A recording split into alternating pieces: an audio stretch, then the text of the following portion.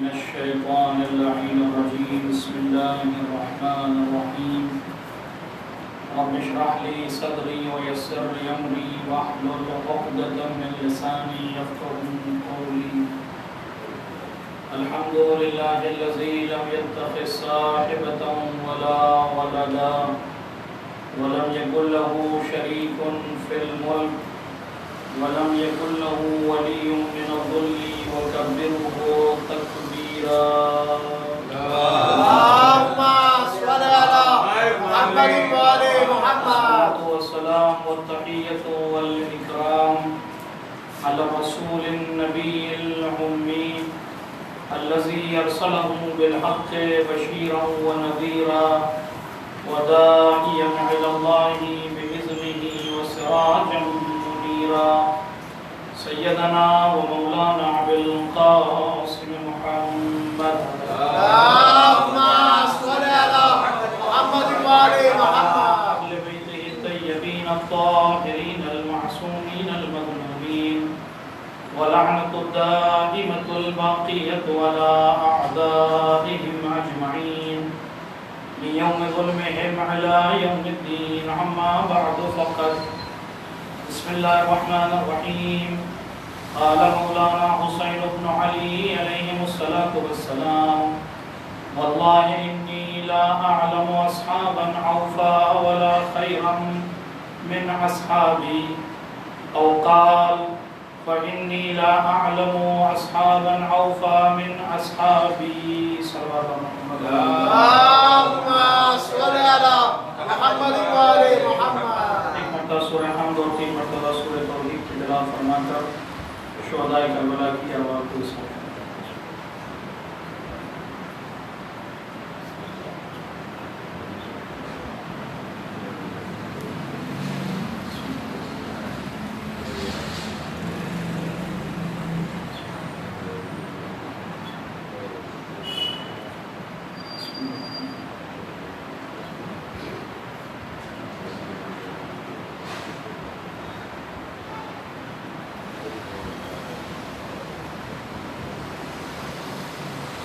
صلوات محمد اللهم صل على محمد وآل محمد.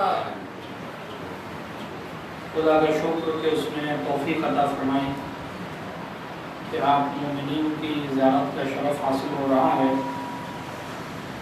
جیسا کہ آپ جانتے ہیں کہ ان مجالس کو جس عظیم ہستی کے نام سے منسوب کیا گیا ہے، یعنی نام نامی حضرت زہرا سلام اللہ علیہا، اللهم صل على محمد وآل محمد. یقیناً ہمارا عقیدہ یہ ہے کہ ہم اپنے معصومین میں سے جس سے بھی توسل کریں انشاءاللہ ضرور پروردگار عالم اس توسل کو قبول کرتا ہے اور ہماری حاجات، ہماری دعائیں، ہماری ضرورتوں کو ان کے طفیل اور ان کے توسل میں پورا کرتا ہے. لیکن معصومین نے جو مقام اور جو منزلت جناب سیدہ سلام اللہ علیہا کو حاصل ہے، اور اگر میں وقت کی نزاکت کا خیال رکھتے ہوئے صرف مختصر آپ کی خدمت میں عرض کروں کہ ہم جن کا وسیلہ اختیار کرتے ہیں، جن سے توسل کرتے ہیں، انہیں معصومین کہا جاتا ہے، اور خود معصومین جس ذات سے وسیلہ اختیار کرتے ہیں اس کا نام حضرت زہرا سلام اللہ علیہا ہے. اللهم صل على محمد وآل محمد. اور اس کے اوپر شواہد بہت سارے ہیں. ایک مسلسل اور مستقل ٹاپک اور گفتگو کا ایک سبجیکٹ ہو سکتا ہے کہ معصومین نے جو جناب زہرا سلام اللہ علیہا سے توسل کیا اور جو اس کی تاکید ہے وہ ایک مستقل موضوع میں، اس پر ابھی نہیں جانا چاہتا. ایک سلوات بھیج دیں محمد. اللهم صل على محمد وآل محمد. چونکہ جس سلسلے سے مجالس کا انعقاد کیا گیا آپ تمام حضرات کے اذہان میں موجود ہیں، لہذا ابتدائی مجلس میں میں سمجھتا ہوں کہ بہتر یہی ہے کہ ہم سب مل کر حضرت زہرا سے توسل کریں کہ پروردگار جن مجالس اور جن مقاصد کے لیے مجالس کا انعقاد کیا گیا، پروردگار ان مقاصد اور اس عظیم مقصد کو حاصل کرنے میں ہم سب کو ایک دوسرے کی مدد کرنے اور ایک دوسرے کی نصرت کرنے کی توفیق عنایت فرمائے۔ صلوات بھیجیں محمد علیہ۔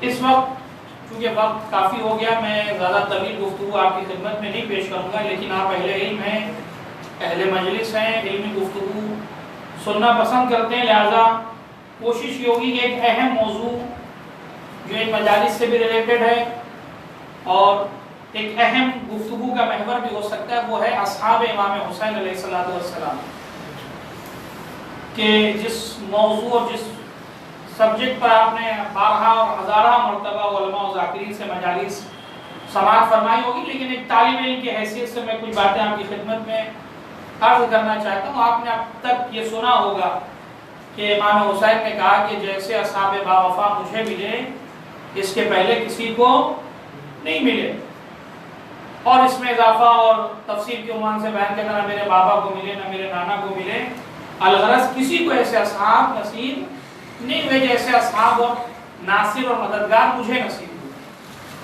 میں اپنی گفتگو کا آغاز یہاں سے کرنا چاہ رہا ہوں کہ یہ جو لفظ آپ سنتے ہیں، یہ جو پورا جملہ ہے، یہ کہیں بھی کسی تاریخ میں موجود نہیں۔ تو آپ کہیں گے مولانا کیا پھر یہ جو باتیں بیان کی جاتی ہیں کہ کیا مطلب اپنی طرف سے لوگوں نے بیان کیا تھا؟ نہیں، اپنی طرف سے نہیں بیان کیا۔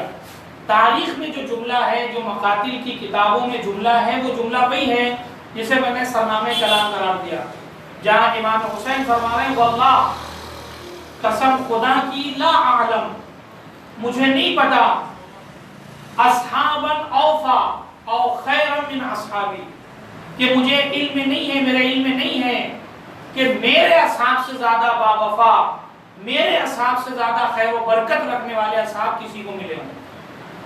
اب یہ جو علماء تفسیر بیان کرتے ہیں، اس جملے کی تفسیر میں وہ باتیں بیان کی جاتی ہیں اور اس کی وضاحت میں یہ بات آپ کی خدمت میں بیان کی جاتی ہے کہ امام حسین در حقیقت یہ کہنا چاہ رہے ہیں کہ جیسے اصحاب مجھے ملے، اس نہ میرے بابا کو ملے نہ میرے نانا کو ملے، غرض پوری تاریخ صحابیت میں کسی کو ایسے اصحاب نصیب نہیں ہوئے جیسے اصحاب مجھے نصیب ہوئے۔ لیکن جملہ کیا ہے؟ جملہ وہی ہے واللہ قسم خدا کی انی لا اعلم، میرے علم میں نہیں ہے اصحابا اوفا ولا خیر من اصحابی، کہ میرے اصحاب سے زیادہ با وفا، میرے اصحاب سے زیادہ خیر و برکت رکھنے والے اصحاب کسی اور کو نصیب ہوئے۔ بڑی آسانی سے میں نے آپ کی خدمت میں یہ بات درج کر دی، لیکن آپ ایک لمحے کے لیے سوچیں، لمحے فکریہ ہے کہ جس کی زبان اور جس کی صداقت کی گواہی مباہلہ کا میدان دے رہا ہو، یہ ہمارے اور آپ کی گفتگو جب ہوتی ہے تو ہم اپنی بات میں وزن پیدا کرنے کے لیے، اس بات کو سنگین کرنے کے لیے قسمیں کھاتے ہیں، اپنی بات میں قسم کا استعمال کرتے ہیں تاکہ ہماری بات میں وزن پیدا ہو جائے، سنگین پیدا ہو جائے، سنگینی پیدا ہو جائے، تاکہ اس بات کی اہمیت اور بڑھ جائے مخاطب کی نگاہ میں۔ لیکن معاذ اللہ، خدا نخواستہ معصوم کو کسی قسم کی ضرورت نہیں ہے، کیونکہ وہ سراپا صداقت ہے، اس کا وجود جو کہہ دے وہ صدق میں تبدیل ہو جائے، وہ صداقت بن جائے، اس کے ہاں جھوٹ اور کذب کا شائبہ بھی نہیں ہے، ہم اور آپ تصور بھی نہیں کر سکتے۔ لیکن اگر اس کا مطلب یہ کہ اگر معصوم قسم کھا رہا ہے تو آپ سوچیں اس بات کی کتنی اہمیت ہوگی، اور اس کے بعد یہ کہہ رہے لا اعلم، معصوم کی زبان میں کبھی یہ جملہ جاری ہوا ہی نہیں، پوری تاریخ میں کبھی آپ دکھائی نہیں سکتے کہ امام نے، معصوم نے کہیں پر یہ کہا مجھے نہیں پتا۔ علم جس کی دہلیز اور جن کی ڈیوڑی پر طواف کر رہا ہو، اس کے بارے میں امام کہے مجھے نہیں پتا۔ لیکن اس کا مطلب یہ ہے کہ اگر امام حسین جیسی شخصیت کے لیے میرے علم میں یہ بات نہیں ہے تو اس کا مطلب یہ ہے کہ پھر روئے زمین پر کسی ماں نے کوئی بچہ ایسا جنا ہی نہیں کہ جو علم امام معصوم کے پاس ہو، اس کے پاس ہو۔ جس بات کے لیے امام معصوم نے انکار کر دیا ہو کہ مجھے نہیں پتا، اس کو پتا ہو۔ آج کا اس کا مطلب کیا نکلا ہے؟ امام حسین یہ کہنا چاہ رہے ہیں کہ آدم سے لے کر اب تک کہیں پوری تاریخ صحابیت تم پڑھ لو، جیسے اصحاب مجھے ملے ہیں ویسے اصحاب تم کہیں دکھائی نہیں سکتے۔ اب عزیز ایک سوال جو ذہنوں میں ہونا چاہیے اور آنا چاہیے کہ امام حسین نے یہ جملہ کہا کیوں؟ کیا مصیبت میں گھرے تھے؟ کوئی نصرت کرنے والا نہیں تھا؟ بہت کم افراد تھے جو امام کی نصرت کے لیے آمادہ تھے، اس لیے امام سے بڑی محبت ہوئی اور امام نے سوچا کہ لاؤ اپنے اصحاب کی تعریف میں، کہیں ایسا نہ ہو کہ اگر میں ان کی تعریف کروں تو کہیں نہ کروں تو یہ بھی چھوڑ کے چلے جائیں، لہذا ان کو روکنے کے لیے کچھ تعریفی الفاظ اور جملے کہہ دیے جائیں تاکہ یہ میرے پاس رک جائیں۔ عزیزو یہ تصور اپنے بارے میں ہم تو کر سکتے ہیں، چونکہ ہمارا کل مقصد اپنے مشن، بھئی ہمارا کسی سے تعلق یا کسی سے دشمنی اور دوستی کا معیار کیا ہوتا ہے؟ ہمارا فائدہ۔ ہم اپنے فائدے کے لیے دوستی کرتے ہیں، اپنے فائدے کے لیے دشمنی کرتے ہیں۔ جب تک ہمارا فائدہ کسی سے جڑا ہوا ہے، لاکھ برائی ہو، ہماری زبان پہ برائیاں نہیں آتی، ممکن ہے دوسرے کی اچھائیاں اس کی قسمت میں لکھ دیں، لیکن اگر یہی دوستی دشمنی میں تبدیل ہو جائے تو خود بیچارے کی جو اپنی خصوصیات اور تعریفیں ہیں وہ اس سے چھین لی جاتی ہیں، پھر ساری عیوب، ساری برائیاں، سارے نقائص وجود میں ہمیں نظر آنے لگتے ہیں۔ خدا نہ خواستہ ایسا تو جگر اور ایسا دل تو امام حسین کے پاس تھا نہیں کہ لاؤ میں ان کی تعریف کر دوں، کہیں ایسا نہ ہو کہ یہ میرا ساتھ چھوڑ کر چلے جائیں۔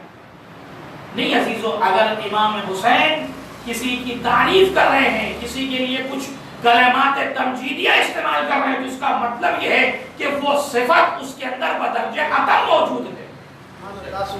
امام خدا نخواستہ چاپلوس یا خدا نخواستہ کسی دوسرے کی تعریف کر کر اپنی خدمت کروانا امام کا مقصد نہیں ہے۔ امام حقیقت دین کو جانتا ہے، امام کل دین ہے، لہذا امام اگر کسی کے لیے تعریفی الفاظ کا استعمال کر رہے ہیں تو اس کا مطلب ہے کہ یقیناً کسی خاص صفت کے وہ مالک رہے ہوں گے جس کے لیے امام معصوم یہ کہہ رہا ہے کہ مجھ حسین کے علم میں ایسے اصحاب ہے ہی نہیں جو میرے اصحاب سے زیادہ باوفا ہوں، جو میرے اصحاب سے زیادہ خیر و برکت رکھتے ہوں۔ اب عزیزو اگر یہ بات طے ہے اور یہاں تک آپ میرے ساتھ آئے ہیں کہ امام حسین علیہ السلام کے اصحاب جیسے باوفا تھے اور امام حسین علیہ السلام کے جیسے خیر و برکت رکھنے والے اصحاب امام کو ملے، کسی کو نہیں ملے ہیں، تو اب ہمیں یہاں پر اینالائز کرنا ہوگا، تجزیہ کرنا ہوگا کہ آخر امام حسین نے کہا تو کیوں کہا، وہ کون سی کوالٹیز اور کون سی صفات تھی جو امام حسین نے اپنے اصحاب میں دیکھی جس کی بنیاد پر یہ جملے استعمال کیے، اور یہ ساری چیزیں دیکھنے کے بعد ہماری کیا ذمہ داری بنتی ہے؟ کیا ایسا ہے کہ امام حسین کی نصرت کرنے والے صرف کربلا میں تھے، اس کے بعد کلوز ہو گیا، معاملہ ختم ہو گیا، اب کوئی ناصر حسین نہیں بن سکتا؟ کیا ہمارا عقیدہ ایسا ہے کہ صرف اور صرف کربلا میں سن 61 ہجری میں جنہوں نے امام حسین کی مدد کی بس وہی ناصران امام حسین تھے، اب اس کے بعد کوئی اس نصرت کے باب میں داخل نہیں ہو سکتا، کوئی ناصروں میں شمار نہیں ہو سکتا؟ کیا ہمارا ایسا عقیدہ ہے؟ اگر میرا سوال آپ سے یہ ہو تو یقیناً آپ کا جواب ہوگا نہیں۔ نصرت اور مدد کا جو دروازہ امام حسین نے 61 ہجری میں کھولا تھا وہ قیامت تک کے لیے کھلا ہوا ہے۔ جس انسان کو بھی ناصر امام حسین بننا ہے اسے قیام امام حسین اور مقصد امام حسین کو نگاہ میں رکھ کر جتنا وہ قیام حسین کی خدمت کرے گا، جتنا وہ مقصد حسین کو پھیلانے کی کوشش کرے گا، وہ اتنا نصرت اور ناصر امام حسین میں شریک ہوتا رہے گا۔ یہ نصرت کا دروازہ ختم نہیں ہوا ہے، یہ نصرت کا راہ جو امام حسین نے کربلا میں کھولا ہے، اور ایسا نصرت کا دروازہ اور سسٹم امام نے بنایا جس میں نہ اپنے نہ غیر نہ مسلمان ہونے کی شرط رکھی، جس کا دل چاہے وہ امام حسین کی نصرت کر سکتا ہے۔ اور تاریخ کربلا اگر آپ اٹھائیں تو آپ کو بہت اچھے طریقے سے، اب یہ میرا موضوع نہیں ہے ورنہ میں آپ کی خدمت میں عرض کرتا کہ امام حسین کو ایک مسلمان ہونے کی حیثیت سے آپ بعد میں گفتگو کریے، ایک عام انسان کی حیثیت سے اگر آپ دیکھیں تو آپ دیکھیں گے کہ امام حسین نے انسانیت کے لیے کتنی بڑی قربانی دی ہے۔ امام حسین نے جو کام انجام دیے ہیں اور جو اپنے اصحاب کو سلیکٹ کیا ہے وہ کس طریقے سے سلیکشن کیا امام نے؟ ایسا نہیں ہے کہ امام نے صرف مسلمان کو دیکھا کہ ہاں تم میری نصرت کر سکتے ہو، تم مسلمان نہیں اس لیے تم میرے ناصر نہیں بن سکتے، تم شیعہ ہو کیونکہ تم میرے چاہنے والے ہو لہذا تم میری نصرت کر سکتے ہو، تم شیعہ نہیں ہو لہذا تم میری نصرت نہیں کر سکتے۔ ہر طرح کے لوگ آپ کو نصرت امام حسین میں دکھتے نظر آئیں گے، کیوں؟ اس لیے کہ امام حسین ایک ایسی ٹیم اور ایک ایسا سسٹم دنیا کو دینا چاہ رہے تھے کہ جو قیامت تک کے لیے انسانیت کے لیے کام کرے، اور انسانیت کے اوپر جو ظلم ہو رہا ہے اس کو دور کیا جا سکے۔ یہی وجہ ہے کہ جس دور میں بھی جس انسان نے امام حسین کو ایک عام انسان کی طرح پڑھنا شروع کیا، اس نے یہ دیکھا کہ اس انسان نے تو ہمارے لیے قربانی دی ہے، وہ کسی بھی مذہب کا رہا ہو۔ کبھی اسی ملک کے گاندھی جی کہتے نظر آ رہے ہیں کہ اگر 72 حسین جیسے مجھے مل جاتے تو میں کب کا اس ملک کو آزاد کر دیتا۔ اور صرف گاندھی جی کی بات نہیں کرتا میں، آپ دنیا کے جتنے بڑے بڑے دانشور، جتنے بڑے بڑے اسکالرس ہیں، اس کی گفتگو اور ان کے آپ لٹریچر، ان کی تحقیقات اٹھا کے دیکھیں، سب کی گفتگو کا ماحصل صرف ایک ہے کہ اگر حسین ہماری قوم میں یا ہمیں نصیب ہوتے تو جو قربانی اور جو آزادی ہمیں 100 سال، 50 سال، 1000 سال کے بعد ملی، ہم اسے 1 سال 2 سال میں حاصل کر لیتے۔ کیوں؟ اس لیے کہ امام حسین نے قربانی جو دی ہے وہ انسانیت کے لیے دی ہے۔ یہ میرا ٹاپک نہیں ہے، ابھی گفتگو میں اس پہ نہیں کرنا چاہتا، انشاءاللہ کبھی موقع ملا تو میں اس مرحلے کو آپ کی خدمت میں بیان کروں گا۔ میرا ٹاپک اور گفتگو اس وقت سے بھی ہے کہ امام نے جو نصرت کا دروازہ جو کھولا تھا کربلا میں وہ ابھی بند نہیں ہوا ہے۔ اگر ہم اور آپ بھی چاہتے ہیں کہ ناصر امام حسین بن جائے تو آج ہمارے لیے بھی موقع ہے، اور جو حالات اس وقت اس امام بارگاہ کو لے کے کریٹ ہوئے ہیں، یہ ایک بہترین نصرت کا پلیٹ فارم ہے آپ کے لیے کہ جو جس طریقے سے نصرت کر سکتا ہو۔ اگر جناب علی اصغر ششماہے ہیں، اپنے پیروں سے نہیں جا سکتے، تو امام حسین انہیں کربلا میں لے کر گئے ہیں۔ یعنی اگر جناب حبیب دور تھے تو امام حسین انہیں خط بھیج کر بلایا ہے۔ اور اس مدد کرنے والوں میں نہ عمر کی قید آپ کو نظر آئے گی، نہ کسی مذہب کی آپ کو قید نظر آئے گی۔ یہ کیا ہے؟ یہ ایک مثال قائم کر رہا ہے امام حسین کہ اگر کبھی اسلام پر یا انسانیت پہ وقت آ جائے تو تم یہ نہ دیکھنا کہ کس مذہب کا ماننے والا ہے، تمہیں یہ دیکھنے کی ضرورت نہیں ہے کہ ضعیف ہے، جوان ہے، بوڑھا ہے، کمسین ہے، بچہ ہے، کہیں پر بھی اگر وہ واقعا نصرت کا حقدار ہے تو اس کی مدد کرنا تمہاری ذمہ داری ہے۔ چل جائے کہ اگر اسلام پہ وقت آ جائے، چل جائے کہ اگر تشیع پہ وقت آ جائے، چل جائے کہ اس امام بارگاہ پہ وقت آ جائے کہ جو خود اسی باتوں کی ترویج کا سبب بنا ہو، جہاں سے مقصد قیام حسین کو بیان کیا جا رہا ہو، جہاں سے جس امام بارگاہ کو ہم ایک درسگاہ، ایک یونیورسٹی کی حیثیت سے دیکھتے ہیں کہ جہاں ہر قوم و مذہب و ملت کا انسان آ کر یہاں سے کچھ نہ کچھ لے کر جائے، اگر اس کے اوپر کوئی اس طرح کی بات آ گئی تو پھر یہاں ہماری شرعی ذمہ داری ہے کہ اپنے کام سے زیادہ اس کام کو اہمیت دیں، اور جس انسان کے بس میں جتنی مدد ہو، جتنی وہ نصرت کر سکتا ہو، کوئی پیسے سے مدد کر سکتا ہے پیسے سے مدد کرے، کسی اپنے تعلقات قائم کر سکتا ہے، تعلقات کی بنیاد پر امام بارگاہ کی مدد کر سکتا ہے، اس کی ذمہ داری وہ مدد کرے۔ جو جس لائق ہے امام حسین نے اس سے وہ مدد چاہیے۔ کہیں ایسا نہ ہو کہ قیامت کے دن مولا پوچھے کہ جب نصرت کا وہ دروازہ، وہ سسٹم میں نے تمہارے لیے بھی کھولا تھا، تم یہ سمجھ لے کہ 100 ہجری میں ختم ہو گیا، میں نے قیامت تک کے لیے سسٹم بنا دیا، قیامت تک کے لیے قانون بنا دیے، اب یہ تمہاری ذمہ داری ہے کہ تم کو اگر موقع ملا ہے تو اب تمہیں یہ طے کرنا ہے کہ تمہیں کس صف اور کس صف میں تمہیں کھڑا ہونا ہے، تمہیں حسین کی نصرت کر کر حسینی بننا ہے یا پھر ان لوگوں میں شامل ہونا ہے جو امام حسین کو تلوار دے رہے تھے، گھوڑا دے رہے تھے، اور امام کہتے ہیں مجھے گھوڑے اور تلوار کی ضرورت نہیں ہے، مجھے تمہارے وجود کی ضرورت ہے کہ تم میرے ساتھ آؤ، میرے پاس گھوڑے بھی ہیں، تلوار بھی ہے، مجھے ان کی ضرورت نہیں ہے، مجھے تمہارے وجود کی ضرورت ہے۔ لہذا ہم یہ دیکھیں نصرت اس کام کے لیے کس چیز کی سب سے زیادہ ضرورت ہے۔ اگر فزیکلی کہیں پر اگر موجود ہونا ہے، ہمارے وجود کو پہنچنا اور ہمارا پہنچنا اس مقصد اور مشن کو زیادہ پاورفل بنا رہا ہے تو ہماری ذمہ داری ہے کہ ہم اس وجود کو اپنے آپ کو وہاں تک پہنچائیں، دوسرے کام کو پینڈنگ کریں، دوسرے کام کو چھوڑیں، اس کام کو زیادہ اہمیت دیں۔ کیوں؟ اس لیے کہ آج ہمیں نصرت کا موقع ملا ہے۔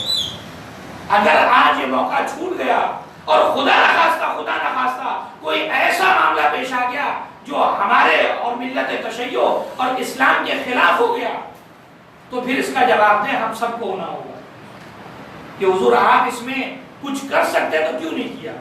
ایک سوال بھیج دیں محمد والے۔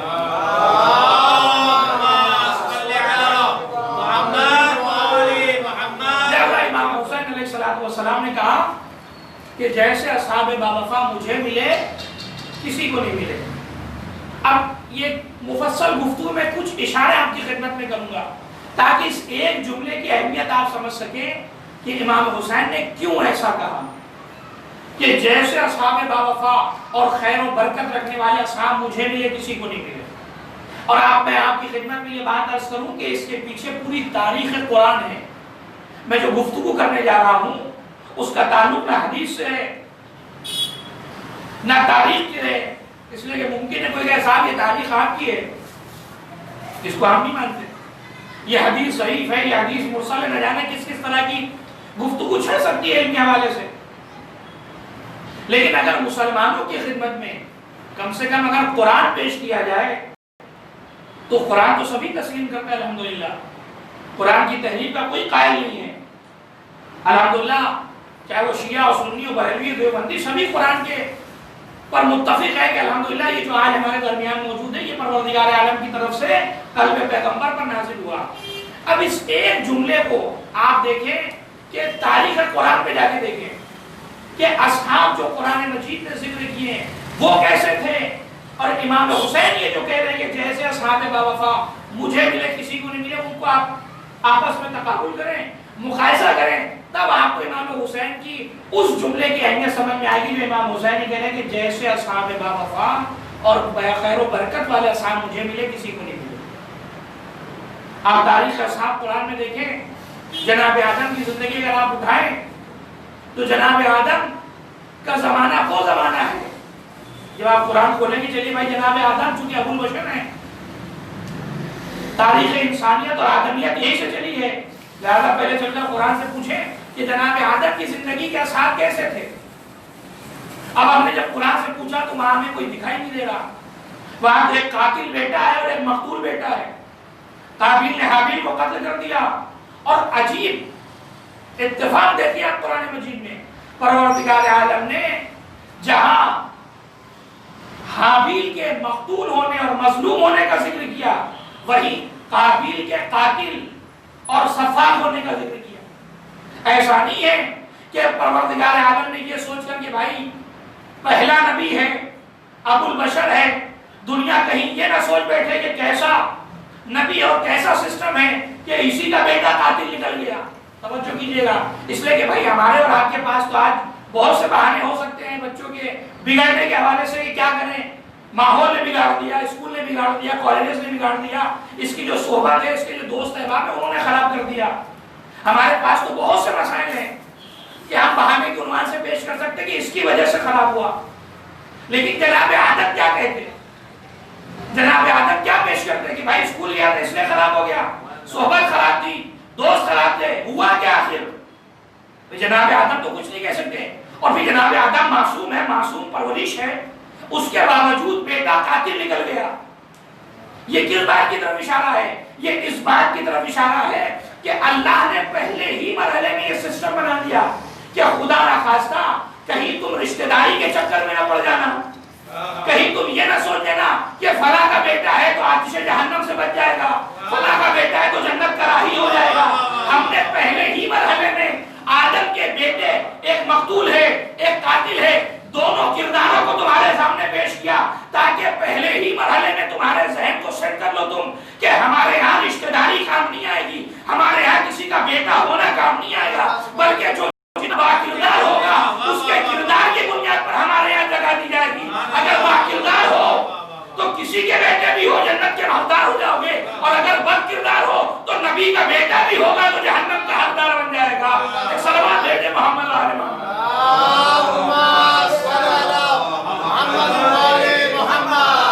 لہذا معیار کردار کو بنایا کہ پہلے ہی مرحلے میں تم متوجہ ہو جاؤ۔ تم یہ نہ سوچو کہ بھائی یہاں کچھ خدا نخواستہ بمبئی کی زبان میں کہوں کہ کچھ سیٹنگ بھی چلتی ہے الہی سسٹم میں کہ کچھ سیٹنگ کر لیں، کچھ دے دے کے مسئلہ حل کر لیں گے نا۔ خدا نے کہا خطرناک کہ پہلے ہی مرحلے میں نے یہ ساری باتیں واضح کر دی کہ ہم، اور عجیب اتفاق دیکھیے جناب آدم کو اس وقت اللہ نے بھیجا کہ جب کوئی ہدایت لینے والا نہیں ہے۔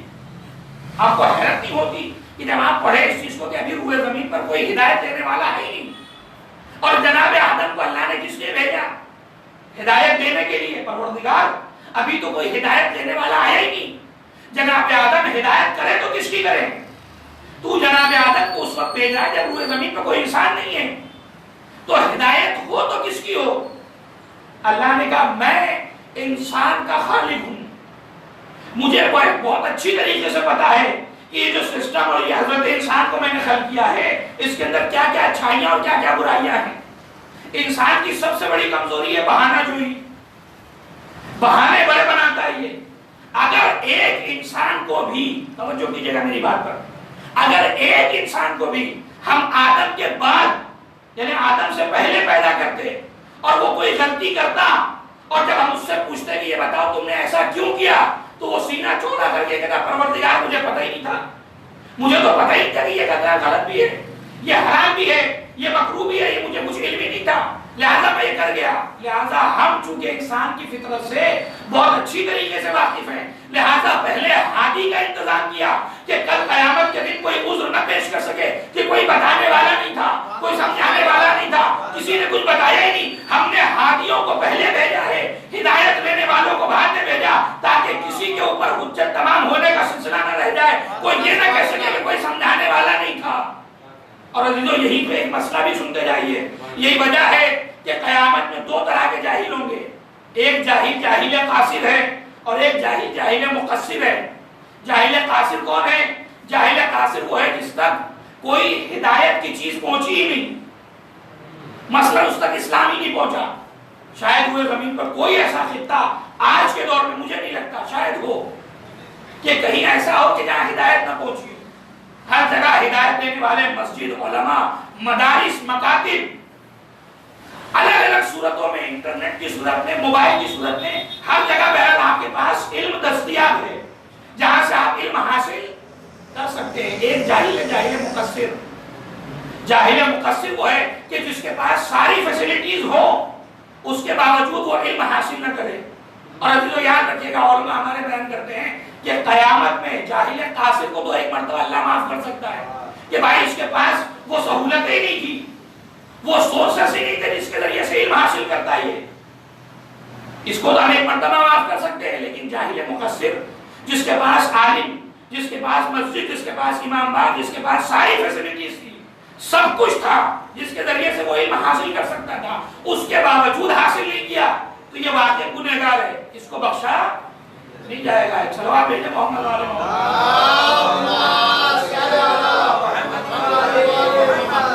اب دیکھیں میں اپنی باتیں بہت جلدی کہنا اس میں چاہا، بہت سی باتیں جو آپ تک پہنچانے کی کوشش ہے۔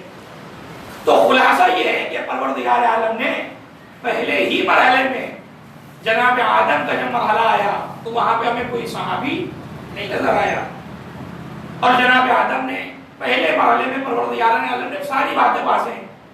اور آپ پڑھیے قرآن مجید، اب جب قرآن مجید کی تاریخ کو ہم نے پڑھا جناب نوح تک آئے تو جناب نوح کی زندگی میں کچھ اصحاب کا ذکر ملتا ہے۔ وہ کیا کہ جناب نوح ہیں جو حکم خدا سے کشتی بنا رہے ہیں۔ یہ ساری باتیں آپ کے ذہنوں میں ہیں، کشتی بنا رہے ہیں۔ آنے والے دو طرح کے ہیں، کچھ کشتی کو دیکھتے ہیں، بنتا دیکھ رہے ہیں، خوش ہو رہے ہیں کہ نبی خدا کو کوئی حکم ہوا ہے لہذا جناب نوح کشتی بنا رہے ہیں۔ کچھ وہ ہے جو مسخرہ کر رہے ہیں، مذاق اڑا رہے ہیں کہ نوح اس بڑھاپے میں تم کشتی بنا رہے ہو، خیریت تو ہے؟ اور اس جنگل اس بیابان جہاں پانی کا دور دور تک ذکر نہیں ہے، عطا پتہ نہیں، اور یہ کشتی چلے گی کہاں پر؟ اگر آپ نے بنا بھی لیا تو یہ کشتی چلاؤ گے کہاں؟ تو جناب نوح صرف ایک جواب دیتے، جناب نوح کہتے جو اللہ نے مجھے حکم دیا ہے، جو میری ذمہ داری وہ میں کر رہا ہوں، اس کے بعد وہ خدا جانے کہ یہ کشتی کہاں چلے گی، کیسے چلے گی، کیوں کر چلے گی۔ جو اللہ نے مجھے ذمہ داری دی ہے میں اپنی ذمہ داری کو پوری طریقے سے پوری کر رہا ہوں، مجھے اپنی ذمہ داری کا جواب اللہ کی بارگاہ میں دینا ہے۔ اور تو اسی لیے جو مسائل اس امام بارگاہ کو لے کر چلتے، پھر میں یہاں پر عرض کروں گا کہ ہر انسان کی اپنی اپنی ایک ذمہ داری ہے اور ہر انسان کو اپنے حساب سے اللہ کی بارگاہ میں جواب دینا ہے۔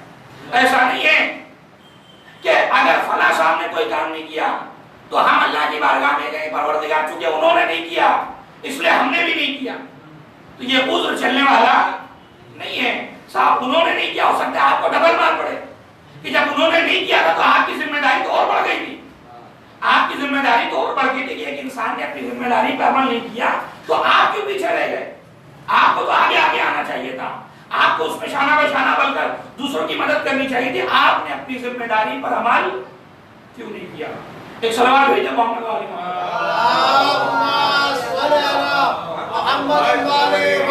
یہاں پر مولانا نشفی صاحب ایک شہر الہٰباد میں وہ امام جمعہ تھے، جس زمانے میں ہم طالب علم تھے مدرسے میں، آج بھی طالب علم ہیں، تو وہ ایک عجیب ان کا انداز ہے خطابت کہیے، انداز تبلیغ کہیے۔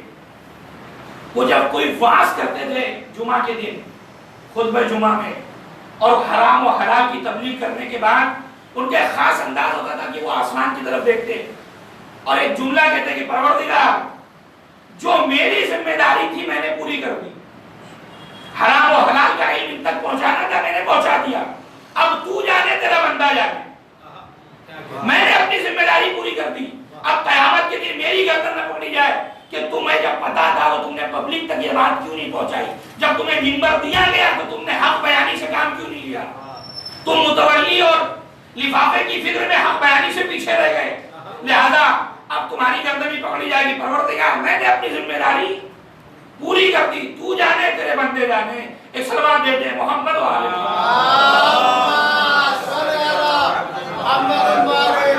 اب جناب نوح کشتی بنی، اور یہاں پر بھی آپ کو ایک مزے کی بات، اور یہاں پر بھی اگر آپ غور کریں تو جناب نوح ہی کا بیٹا ہے جس کشتی سے بھاگ رہا ہے، اور کہاں بھاگا؟ پہاڑوں پر۔ پتہ چلا کہ نبی خدا سے بھاگ کر پہاڑوں کی چوٹی کو اختیار کرنا یہ آج کی سنت نہیں، بڑی پرانی سنت ہے۔ نبی خدا ہمارے نبی کے زمانے کی نہیں سنت، اس سے پہلے بھی لوگ جب بھی بھاگے کہاں پر بھاگے؟ پہاڑ کی چوٹی پر۔ لیکن عجیب اتفاق ہے، نہ نوح کے بیٹے کو پہاڑ بچا پایا، نہ بعد والوں کو کبھی پہاڑ نے بچایا۔ یہ تو بچا وہی سکتے ہیں جن کے اشارہ اگر مل جائے تو پہاڑ بھی اپنی جگہ کو چھوڑتا نظر آئے۔ ایک سوال لیتے ہیں محمد و آل محمد۔ حیرت کی بات ہے کہ اس چیز سے منسلک ہیں، اور جو جس کے اشارے پر نوح اگر اشارہ کرتے تو پہاڑ اپنی جگہ چھوڑ دیتا، ان کو چھوڑ کر کہاں گیا؟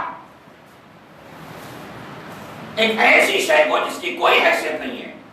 اب میں یہاں پر اگر ایک بات عرض کروں شاید غلط نہیں ہوگا کہ آج ہمارے سماج اور معاشرے میں اندھ بھکتوں کا حال یہ ہے کہ لوگ بابا پیر مرید نہ جانے کس کس دروازے پہ جا رہے ہیں، جن کے دعا کے قبول ہونے کی کوئی سند اسلام نے نہیں لی، لیکن جن کے دعا کی سند اسلام نے لی ہے ماں باپ، ان کی بارگاہ میں کوئی نہیں جاتا، گھر میں بیچارے پڑے ہوئے ہیں، ان کی جا کر دستبوسی کریے، پروردگار عالم نے آپ کی دعا کی قبولیت کی سند لی ہے، لہذا آپ نے حق میں دعا کریے۔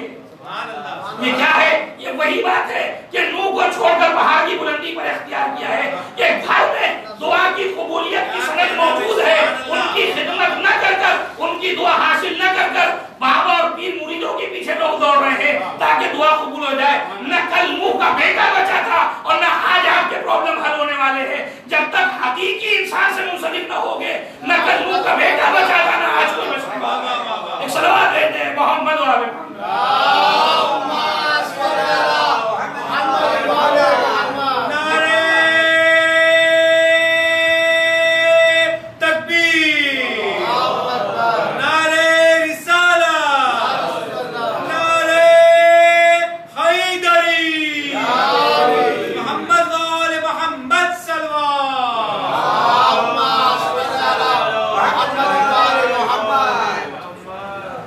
سوچنے کا مقام ہے۔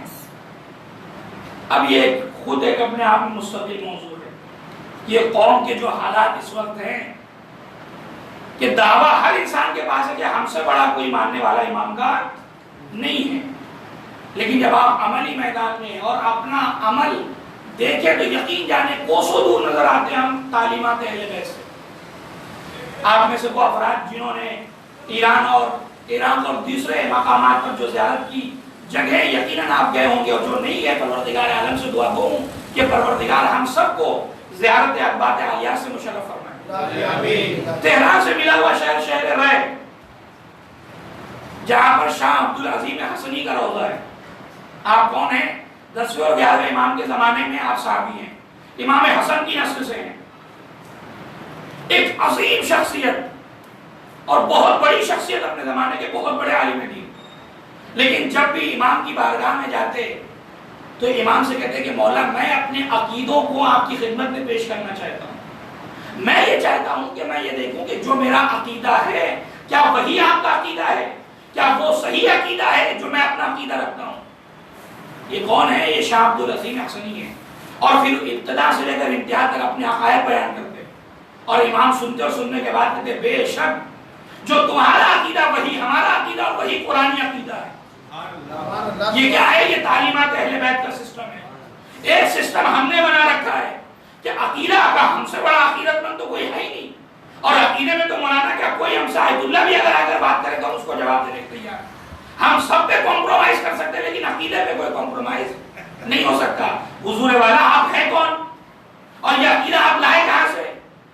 وہ عقیدہ جو اہل بیت سے ہٹ کر ہو، وہ عقیدہ جو تعلیمات قرآن سے ہٹ کے ہو، اگر اسے آپ عقیدہ کہتے تو یہ عقیدہ آپ کو مبارک ہو. اگر آپ واقعا شاہ عبد العظیم حسنی جیسی پرسنالٹی، اتنی بڑی شخصیت، علم کی تھا نہیں، وہ آ کر امام سے پوچھتا ہے کہ یہ میرا عقیدہ جو ہے وہی آپ کا عقیدہ، وہی قرآنی عقیدہ ہے یا نہیں ہے؟ اگر میں ہو تو میں اسے چینج کروں. اور ہم یہ کہتے ہیں جو ہم نے سوچ لیا ہے اب اس کے بعد کچھ نہیں ہونے والا ہے. سلوات بھیجتے محمد والے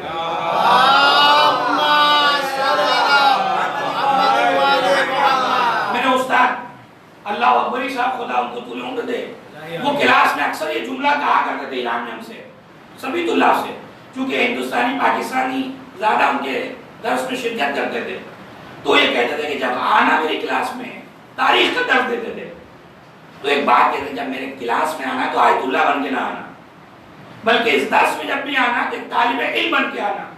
اس کی وجہ یہ ہے کہ جب خود اپنے آپ کو علامہ بن کے پیش کرو گے تو میں جتنی باتیں بیان کروں تمہیں لگے گا کوئی نئی چیز نہیں، یہ کیا ہے، یہ غلط ہے، یہ تو ایسے سے ایسا نہیں ہونا چاہیے. لیکن جب ایک اسٹوڈنٹ اور ایک طالب علم کی حیثیت سے سنو گے تو تمہیں نئی باتیں لگیں گی اور اس کے بعد پھر تم ایک مقایسہ کرو گے. کیونکہ طالب علم کا مطلب ہی کیا ہے؟ طالب علم کا مطلب یہ ہے کہ جو کچھ سنا ہے وہ جا کر ٹیلی کرے کہ آیا یہ جو باتیں استاد نے بیان کی وہ کتابوں میں موجود ہے یا نہیں ہے. اگر ہم نے اپنے اس ممبر کو اور اس جگہ کو یونیورسٹی اور درسگاہ امام حسین بنایا ہے تو اس میں شرکت کرنے والے کون ہیں؟ یہ سارے اسٹوڈنٹس ہونا چاہیے. جب یہ آئے تو جانے کے بعد کم سے کم ریسیپٹ تو ہو جائے، کم سے جا کر ایک مرتبہ اٹھا کر دیکھا بھی تو جائے کہ مولانا صاحب جو آج بیان کر رہے تھے واقعا ہے بھی یا نہیں ہے، یا ہمیں لباس کے دھوکے میں کچھ اور دے کر چلے گئے. ایک سلوات بھیجے محمد والے محمد.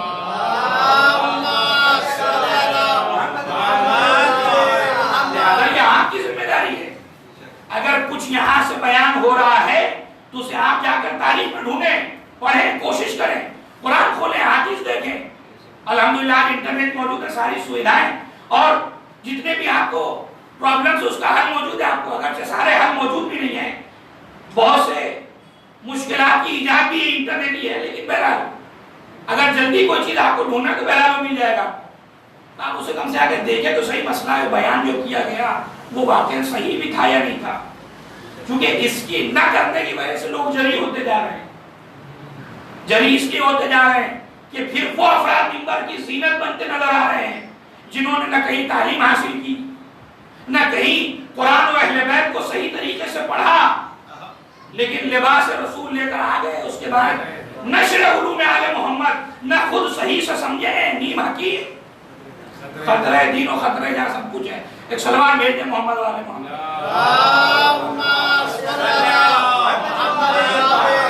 میں دوسری باتوں کی طرف جا رہا ہوں. جناب نوح اصحاب موجود ہیں اور جناب نوح آپ قرآن مجید جب اٹھائیں گے تو قرآن مجید نے جب اس قصے کو بیان کیا اور اس تاریخ کو نقل کیا تو آپ کو کیا لگتا ہے کہ جب جناب نوح نے کشتی بنا لی اور جناب نوح کے اصحاب و انصار آ گئے کشتی میں تو بچا کون؟ قرآن کی طرف انجیناہ و اصحاب السفینہ وجعلناها آیۃ للعالمین، کہ ہم نے نوح کو نجات دی اور کشتی والوں کو نجات دی اور اس کشتی کو عالمین کے لیے ایک نشانی بنا دیا. توجہ چاہ رہا ہوں صاحبان علم، اس پر ذرا غور کریں. کہنا کیا چاہیے تھا خدا کو؟ ہم تو یہ ایکسپٹ کر رہے تھے، یہی سوچ رہے تھے خدا یہ کہتا ہے کہ ہم نے نوح کو بچایا اور اصحاب نوح کو بچایا، لیکن قرآن نے کیا کہا؟ قرآن یہ نہیں کہہ رہا کہ ہم نے اصحاب نوح کو بچایا، جبکہ کشتی میں سوار کون ہے؟ اصحاب نوح سوار ہیں، لیکن قرآن کہہ رہا ہے کہ ہم نے اصحاب نوح کو نہیں بلکہ اصحاب سفینہ کو بچایا۔ سفینہ یعنی کشتی والوں کو بچایا۔ پروردگار تو نے نوح کا لفظ کیوں نہیں استعمال کیا؟ کہ ہم ابتدائی تبلیغ میں یہ بات بھی ذہنوں میں ڈالنا چاہ رہے ہیں کہ پتا ہے کہ نوح اس دنیا سے چلے جائیں گے، تو نجات کا جو سلسلہ ہے وہ نوح کے ساتھ واپس نہ چلا جائے، بلکہ ہم نے کشتی کو معیار بنایا کہ جو کشتی کے ساتھ ہوگا، جو کشتی سے منسلک ہوگا، جو کشتی میں سوار ہوگا، ہم اسے نجات دیں گے۔ پروردگار ٹھیک ہے، تو نے کشتی کو معیار نجات بنا دیا، تو آج ہم بھی کشتی والے ہیں، ہم بھی کشتی والے بننا چاہتے ہیں، ہم بھی یہ چاہتے ہیں کہ اس کشتی میں سوار ہو جائیں، تو اس کشتی سے کیسے منسلک ہوں گے؟ خدا نے آواز دی، گھبراؤ نہیں، اپنے نبی کے ذریعے سے میں اعلان کراؤں گا، مثل اہل بیت کی کمثل سفینۃ نوح، میرے اہل بیت کی مثال سفینہ نوح جیسی ہے۔ اب سمجھ میں آیا کہ اب قیامت تک کے لیے جس کو نجات چاہیے وہ اہل بیت کا دامن تھامتا چلا جائے، نجات ملتی چلی جائے گی۔ ایک صلوات بھیج دیں محمد و آل محمد۔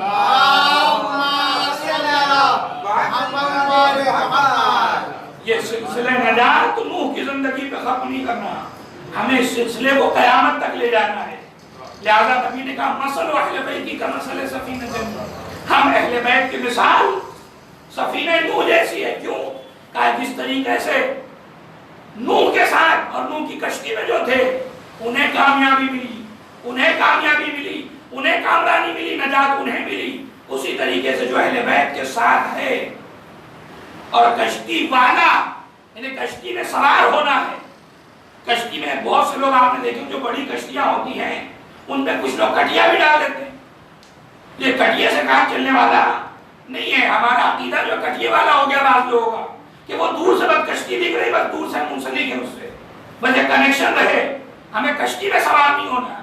کشتی میں سوار کب ہوں گے؟ جب ان کی تعلیمات پر عمل پیرا ہوں، جو تعلیمات اہل بیت ہے اس پر عمل کریں، ورنہ سبھی کشتی والے ہیں۔ کون ایسا ہے جو اہل بیت سے دشمنی کا دعویٰ کر رہا ہے ناصبیوں کو چھوڑ کر؟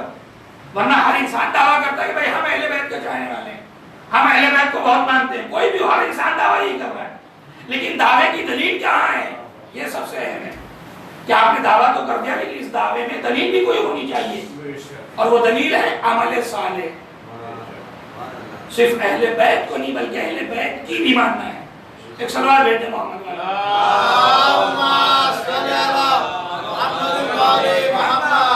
بس میرا موضوع بھی یہاں پر نامکمل ہے، وقت تمام ہو گیا۔ انشاءاللہ اگر کل یا پرسوں مجھے آنے کا موقع ملا تو میں یہی سے بات آگے آپ کی خدمت میں بیان کروں گا، کیونکہ بات ابھی ادھوری اور بہت طولانی گفتگو ہے، اور میں آپ سے معذرت چاہتا ہوں کہ میں اپنی بات کو سمیٹ نہیں پایا، کیونکہ ابھی ایک پورا سلسلہ ہے قرآن کا، ابھی تو اصحاب کی تاریخ میں نے شروع ہی کی ہے۔ ایک سوال بھیجے محمد علیہ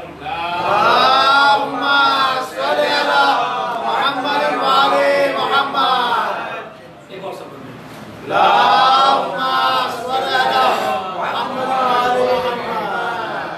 یہ سسٹم، یہ جو امام حسین کہہ رہے ہیں کہ جیسے اصحاب باوفا اور خیر و برکت والے مجھے ملے کسی کو نہیں ملے۔ ابھی اصحاب موسیٰ کا ذکر باقی ہے، اصحاب رسول اللہ کا ذکر باقی ہے، اصحاب امیر المومنین کا ذکر باقی ہے، اصحاب امام حسن کا تذکرہ باقی ہے، اصحاب جناب طالوت کا ذکر باقی ہے، اصحاب جناب عیسیٰ کا ذکر باقی ہے۔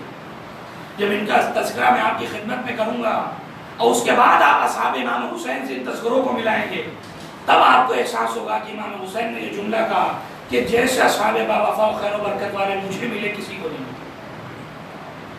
ایک پوری تاریخ قرآن ہے جو امام حسین نے اس ایک جملے میں سمیٹ دی۔ اس کی وضاحت کے لیے کئی مجلسیں درکار ہیں کہ امام حسین علیہ السلام نے اگر کربلا کے میدان میں یہ جملہ استعمال کیا ہے تو اس کے پیچھے خدا نخواستہ کوئی یہ مقصد نہیں تھا کہ کوئی میری نصرت کے لیے نہیں آئے گا، یہ جو ناصر موجود ہے وہ بھاگ جائیں گے، لہٰذا ان کی تعریف میں دو جملے کہہ دیے نہیں۔ عزیزان کرام، امام حسین نے یہ جملے اس لیے استعمال کیے تھے تاکہ اپنے اصحاب کی صحیح اہمیت اور ان کی معرفت لوگوں تک پہنچائی جا سکے کہ یہ جو اصحاب آئے ہیں وہ ایسے نہیں دھوکے میں آ گئے، راستہ نہیں مل رہا تھا، چلا چلا امام حسین کے خیمے میں آ گئے۔ امام بتانا چاہ رہے ہیں کہ میری نصرت کے لیے سب سے پہلی چیز جو ہے وہ ہے معرفت۔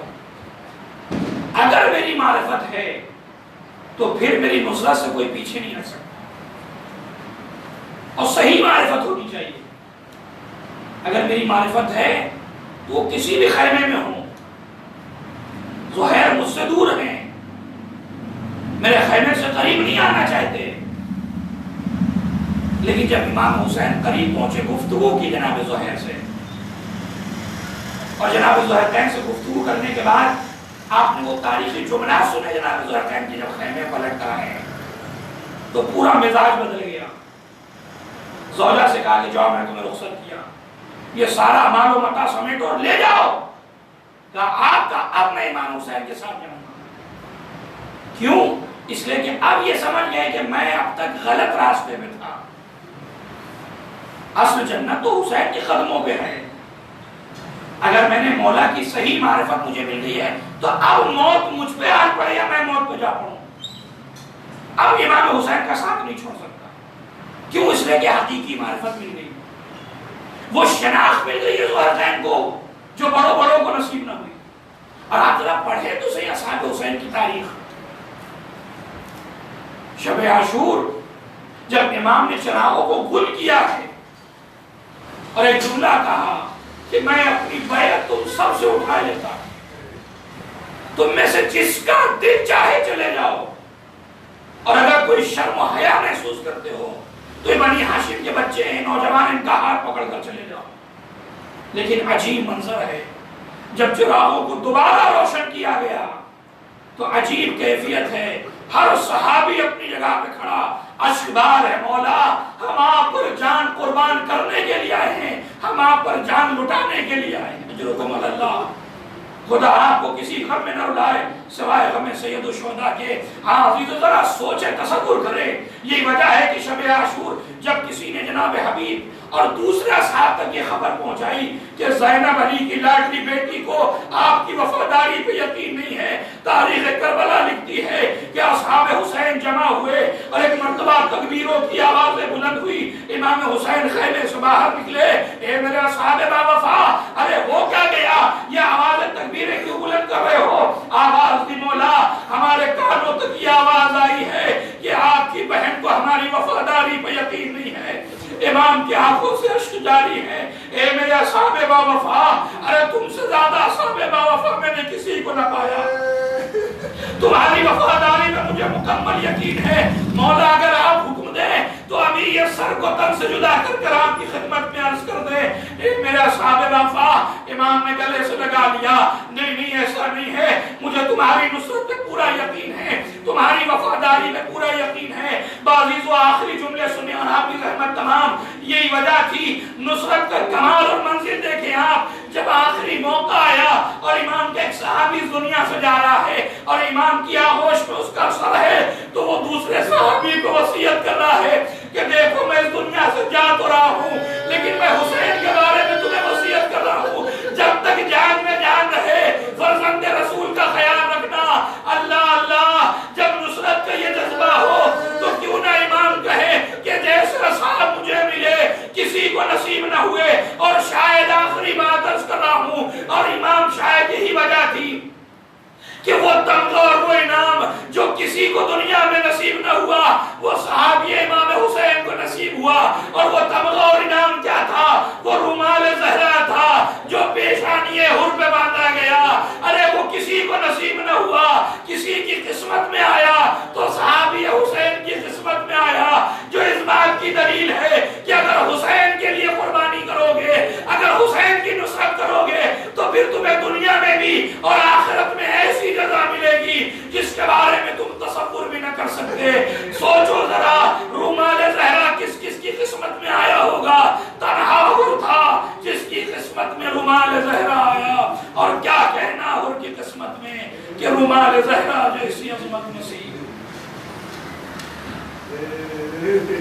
وسيعلم الذين ظلموا أي منقلب ينقلبون إنا لله وإنا إليه راجعون رضا بقضائه وتسليما لأمره پروردگار تجھے واسطہ محمد والے محمد کا ہم سب کی اس مختصر سے عبادت کو شرف قبولیت عنایت فرما الہی آمین پروردگار ہم سب کو ناصران امام حسین بشمار فرما جو صفات اور جن بنیاد پر پروردگار امام حسین نے اپنے اصحاب اور اپنے ناصروں کی تعریف کی تھی پروردگار وہ سارے صفات ہم سب کو اپنانے اور اس پر عمل کرنے کی توفیق عنایت فرما پروردگار جن مقاصد کے لیے ان مجالس کا انعقاد کیا گیا ہے ان مقاصد میں ہم سب کو کامیابی و کامرانی عطا فرما پروردگار تجھے واسطہ ہے جناب زہرا سلام اللہ علیہ کا پروردگار اس فرش عزا کو قائم و دائم رکھ پروردگار اس فرش عزا کو امام زمانہ علیہ السلام کے ظہور سے ملحق فرما ہم سب ان کے ناصروں میں شمار فرما